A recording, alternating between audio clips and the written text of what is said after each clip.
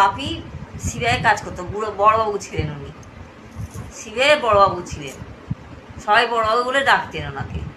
সেই জন্যে আমার বাপি ওকে ফার্স্ট সল্টলেক স্টেডিয়ামে বললো চল তুই নাচ করবি, চল নাচ করবি, চল সল্টলেক স্টেডিয়ামে। সঙ্গে সঙ্গে সল্টলেক স্টেডিয়ামে গিয়ে নাচ করে দেখিয়ে বন্দে মাতরম, আমি বলেছিলাম বন্দে মাতরম নাচটা কর, তখন ইন্ডিপেন্ডেন্স দেশ ছিল, সেই জন্যে নাচটা করলো। সে একা সবাই হই হই করছে বন্দে মাতরম, এই বন্দে মাতরম, নাম হয়ে গেল বন্দে মাতরম, বন্দে মাতরম। তখন আমি 11-এ পড়তাম, সায়েন্স নিয়ে। সায়েন্স নিয়ে, পিওর সায়েন্স নিয়ে মেয়ে পড়া, অলরাউন্ড। উত্তরপাড়া কলেজেও পিওর সায়েন্স ছিল। আর সবসময় আমি ফার্স্ট ডিভিশন ছাড়া কোনোদিন সেকেন্ড ডিভিশন যাইনি। নাচে তো ডিস্টিংশন, নাচেও ডিস্টিংশন, সবেতেই ওর, আমার মেয়ে অলরাউন্ডার।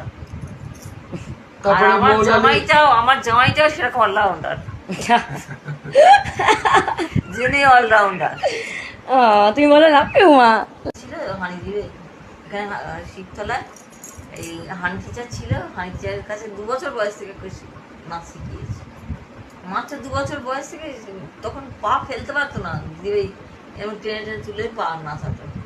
হানি দিদিমণি না, আমার ফার্স্ট দিদিমণি, প্রথম নাচের দিদিমণি ভারতনাট্যমের। ছোট মেয়েকে আমি কি করে নাচ শেখাবো, আমি আপনি শেখাতে পারবেন, পা তুলে তুলে শেখাতো। আর মেয়ে এত সুন্দর নাচতো চিন্তা করা যায় না।